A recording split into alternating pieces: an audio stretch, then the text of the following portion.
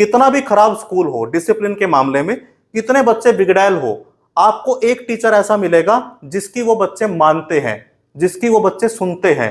तो आप उसे ऑब्जर्व कीजिए। कई बार आपको बड़ी तकलीफ आएगी, कई बार आपका मन करेगा गिव अप करने का, कई बार आपका मन करेगा कि यार मैं किस फील्ड में आ गया, किस कॉलेज में एडमिशन ले लिया।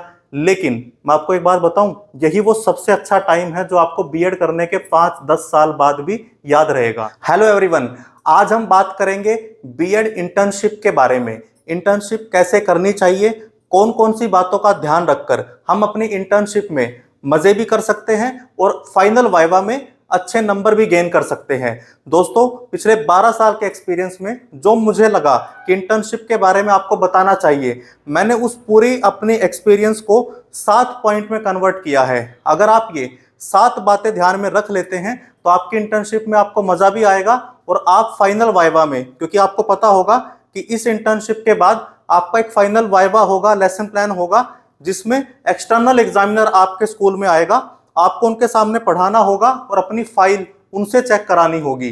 तो अगर आप इन 7 बातों का ध्यान रखते हैं और खासकर लास्ट की जो 2 बातें हैं उनका ध्यान रखते हैं, तो आप अपनी इंटर्नशिप का मजा भी लेंगे और आपके इसमें नंबर भी अच्छे आएंगे। तो चलिए दोस्तों, शुरू करते हैं। और इससे पहले अगर आप चैनल पर नए हैं तो सब्सक्राइब जरूर कर ले। तो पहला पॉइंट क्या है, आपको समय और आपकी ड्रेस, इन 2 चीजों का बड़ा ध्यान रखना है। देखिए, आपको अच्छे से पता है जब आप कॉलेज में पढ़ते हैं तो आप थोड़ा सा अपने हिसाब से आते जाते हैं, आप अपने हिसाब से कपड़े पहनते हैं। हालांकि मैं ये मानता हूं कि कपड़ों का आपकी टीचिंग स्किल से कोई सीधा लेना देना नहीं होता, लेकिन जैसा माहौल है स्कूल के अंदर, जैसे आपके कॉलेज के अपने रूल्स हैं, उसके अकॉर्डिंग आप ड्रेस पहनकर जाए, साफ सुथरे कपड़े पहने, सीधी बात यह है। और दूसरा, समय का ध्यान रखें। कॉलेज में आप लेट आते थे, जल्दी निकलते थे, कोई बात नहीं, वो सब अब जा चुका है। इस सेमेस्टर में जिसमें आपकी इंटर्नशिप है, इसमें आपके लिए बेहद जरूरी है कि आप समय के पाबंद बने, क्योंकि टीचिंग में आपका अनुशासन आपकी सबसे बड़ी पूंजी होता है। तो समय पर जाए, अपना काम समय पर करें। क्लास में अगर आपका कोई टाइम आपको मिला है कि इस टाइम से इस टाइम तक आपका लेक्चर है, तो वहां पर समय से पहुंच जाए, बच्चों को आपका इंतजार ना करना पड़े। ऐसा ना हो क्योंकि छोटे बच्चे हैं स्कूल में, आप समय पर नहीं पहुंचे, बच्चे लड़ने झगड़ने लग गए या वो बाहर आकर खेलने लग गए। तो इन चीजों का बड़ा ध्यान रखना है कि आपको टाइम का पाबंद रहना है, समय पर जाना है, समय पर अपने काम करने हैं। नंबर 2, देखिए, आपके एटीट्यूड के बहुत फायदे और नुकसान है। अगर आप वहां जाएंगे इस एटीट्यूड से कि मैं तो टीचर बन गया, बच्चों ने आपको गुड मॉर्निंग किया और आप अपना 7वें आसमान पर पहुंच गए और अब अपने आप को आप किसी से कम नहीं मानते, अगर आपका ये एटीट्यूड बन गया तो आप बहुत सारा जो लर्निंग का कंटेंट था उसे मिस कर जाएंगे, बहुत सारी आपकी जो सीख थी वो आपको नहीं मिलेगी। तो एटीट्यूड कैसा रखना है, सीखने का रखना है। वहां पर जाए और सीखने के एटीट्यूड से जाए। अपने फिल्टर को ऐसा कर ले कि जो भी मुझे पूरा दिन स्कूल में दिखेगा, चाहे वो बच्चा हो, चाहे कोई स्टाफ मेंबर हो, चाहे कोई एक्टिविटी हो, मैं उससे सीखने की कोशिश करूंगा। ध्यान दीजिए, अभी आप टीचर बने नहीं हैं, अभी आप प्रैक्टिस पर है, ट्रेनिंग पर है। तो वो बच्चों की गुड मॉर्निंग, उनकी अप्रिसिएशन, उनका तारीफ करना, इससे अपने एटीट्यूड को नेगेटिव मत बना लेना कि मुझे तो सब कुछ आ गया, अब मुझे किसी से सीखने की जरूरत नहीं है। अक्सर बच्चे ये गलती कर देते हैं कि जैसे उनको एक हफ्ता होता है स्कूल के अंदर, बच्चे उनकी तारीफ करते हैं, उनको गुड मॉर्निंग करते हैं, तो अब वो अपने कॉलेज के टीचर की भी नहीं सुनते। उनको लगता है कि अब तो मुझे सब कुछ आ गया, अब मुझे किसी की जरूरत नहीं है। जबकि आप एक बात ध्यान रखिए, टीचिंग ऐसा प्रोफेशन है जिसमें पूरी उम्र आपको सीखने का एटीट्यूड रखना पड़ेगा। तो जो भी आपको इस इंटर्नशिप के टाइम पर करवाया जाता है, ज्यादा से ज्यादा पार्टिसिपेट कीजिए स्कूल की एक्टिविटी में, ज्यादा से ज्यादा काम को सीखने की कोशिश कीजिए, क्योंकि रियल आपकी जब टीचिंग होगी, जब आप नौकरी करने जाएंगे, तो जितना आपने यहां पर सीख लिया उतना आपको वहां फायदा होगा। अक्सर कहा जाता है ना कि जो प्रैक्टिस का टाइम है ना, वो स्टेज के पीछे रहता है। स्टेज पर सिर्फ आपकी परफॉर्मेंस आती है, आपको जो करना है स्टेज पर, वहां प्रैक्टिस नहीं होती, वहां पर रियल में आपको करना होता है। तो अभी टीचिंग प्रैक्टिस को समझिए कि ये आपकी बैक स्टेज प्रैक्टिस है, और जितनी गलती करेंगे, जितना सीखेंगे, उतना आपके लिए सही रहेगा। एक्टिविटी से भागिए मत। कई बार बच्चे क्या करते हैं, ये सोचते हैं कि अच्छा बढ़िया स्कूल मिल गया, कोई काम नहीं है यहाँ पर, लेकिन वो गलत स्कूल है, क्योंकि वो आपको कुछ सिखा भी नहीं रहा है। क्योंकि जब काम नहीं होगा तो आप कुछ सीखेंगे भी नहीं। नंबर 3, आपको ध्यान क्या रखना है कि आपको प्रिपेयर होकर जाना है, तैयारी के साथ जाना है। देखिए, भले वो आपसे छोटे बच्चे हैं लेकिन एडवांस जनरेशन है, आपसे ज्यादा एडवांस जनरेशन है। अगर आप बिना तैयारी के जाएंगे, अक्सर बच्चे गलती क्या करते हैं, कैजुअली उठ के लेसन प्लान बनाने पर तो बड़ा ध्यान रहता है कि लिख दिया, सारा बना दिया, बढ़िया से मिनिएचर लगा दिए, लेकिन पढ़ाना कभी भी कागज के जरिए नहीं हो सकता, कभी भी आपकी किताब नहीं जाके पढ़ाएगी, आपका अपना स्किल, अपना नॉलेज ये जाकर पढ़ाता है। तो अपने स्किल पर मेहनत कीजिए, आप थोड़ा पढ़ाइए लेकिन तैयारी के साथ जाइए। ऐसे ही नहीं कि आप चले गए, हमारे एक टीचर बोलते थे बीएड में कि अगर आप बिना तैयारी के क्लास में जाएंगे तो आप पढ़ाएंगे नहीं, आप बच्चों को बहका कर आएंगे। तो आपको बहकाना नहीं है, आपको तैयारी के साथ जाना है, प्रिपेयर होकर जाना है, और बच्चों को जाकर आप अच्छा पढ़ाएंगे तो वो आपसे जुड़ेंगे भी, वो आपको थोड़ा सा उसके बारे में उनको लगेगा कि यार ये मेहनत करके आता है तो इनकी क्लास में हमें सुनना चाहिए। तो बिना तैयारी के मत जाइए, चाहे छोटा सा टॉपिक है, चाहे आसान सा टॉपिक है, उसके एग्जाम्पल, उसकी स्टोरी कोई आप सुना दीजिए बच्चे को, या आप इमेजिन करके जाइए कि इस टॉपिक पर क्या क्या सवाल आ सकते हैं। तो सब कुछ आपके दिमाग में प्रिपेयर होना चाहिए, और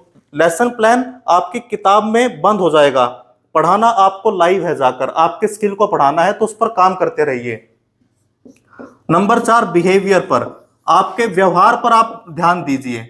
देखिए, चाहे बच्चों के साथ आपका व्यवहार है, चाहे आपके जो कलीग्स हैं उनके साथ आपका व्यवहार है, आपके सीनियर टीचर भी वहां पर होंगे, तो कई बार ऐसा होता है कि कोई टीचर आपको समझाता है कुछ कि आप इसे ऐसे करेंगे तो ज्यादा अच्छा है, तो वहां पर भी सीखने का अपना एटीट्यूड रखिए, उसके व्यवहार को, अपने व्यवहार को खराब मत कीजिए, हम्बल रहिए वहां पर। क्योंकि अगर आपने बच्चों के साथ भी व्यवहार थोड़ा सा गलत कर दिया, किसी को अगर कोई पर्सनल कमेंट करने शुरू कर दिए, या किसी बच्चे से पर्सनल बातें शेयर करनी शुरू कर दी, अक्सर ऐसी गलती हम कर देते हैं, तो ये गलत है आपके लिए। क्योंकि जो छोटा बच्चा है ना, उसको पता नहीं है कि आपने उससे बातें शेयर की तो इसको कैसे यूटिलाइज करना है, वो उसको एक्सपीरियंस की तरह ना लेकर वो उसमें आपकी कमी ढूंढेगा। तो कभी भी बच्चों के साथ व्यक्तिगत मुद्दे डिस्कस मत कीजिए, आप उन्हें कुछ अपने जीवन की लर्निंग बता सकते हैं, लेकिन अपने व्यवहार पर कंट्रोल रख के, बहुत ज्यादा गुस्सा नहीं करना, किसी बच्चे के साथ पर्सनल आपको वाद विवाद में नहीं पड़ना, किसी बच्चे के ऊपर पर्सनल कमेंट नहीं करना, उसकी किसी भी चीज के ऊपर कमेंट नहीं करना। सेम आपके जो और टीचर होंगे जो वहां पे परमानेंट पढ़ा रहे हैं, उनके साथ अपना व्यवहार हम्बल रखिए, अपने ग्रुप के साथ अपना व्यवहार हम्बल रखिए। ऐसा नहीं करना आपको कि अब तो मैं टीचर बन गया हूं, अब मैं जो मर्जी कर सकता हूं, नहीं, आपका व्यवहार आपकी पहचान है, तो अपने व्यवहार पर बड़ा फोकस रखिए। और नंबर 5 आपको क्या करना है, ये मैं आपको ऐसी बात बता रहा हूं नंबर 5 वाली, जो आप आजमा के देखना जब आप टीचिंग करने जाएंगे। आपको एक ऑब्जर्वर बनना है, एक अवलोकन की दृष्टि रखनी है। कैसे, मैं आपको इसको एग्जाम्पल के जरिए समझाता हूं। कितना भी खराब स्कूल हो, डिसिप्लिन के मामले में कितने बच्चे बिगड़ैल हो, आपको एक टीचर ऐसा मिलेगा जिसकी वो बच्चे मानते हैं, जिसकी वो बच्चे सुनते हैं। तो आप उसे ऑब्जर्व कीजिए कि इस टीचर में ऐसी कौन सी कला है कि जब बच्चा किसी की नहीं सुनता, वो बच्चा इसकी कैसे सुनता है। जो बच्चा किसी की क्लास में नहीं पढ़ता, वो इस टीचर की क्लास में कैसे पढ़ता है।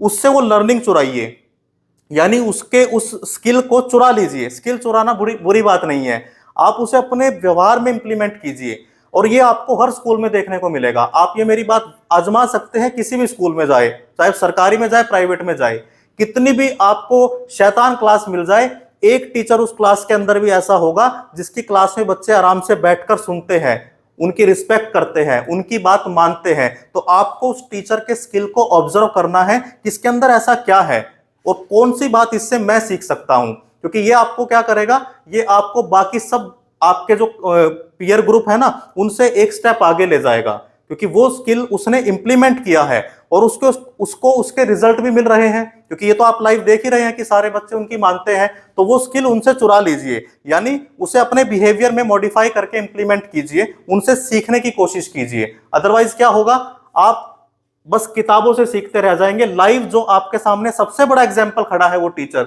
आप उसे मिस कर देंगे। उसे मिस मत करिए, उससे सीखिए, उससे बात कीजिए, उससे उसके एक्सपीरियंस पूछिए कि आपने ये कैसे सीखा, कैसे बच्चों के साथ आप कनेक्ट करते हैं, मुझे क्या करना चाहिए। और हो सकता है उसे अपनी क्लास में इन्वाइट कीजिए, उनको बोलिए कि आप मेरी क्लास में बैठिए और मुझे बताइए कि मैं कहां पर अपनी टीचिंग को सुधार सकता हूं।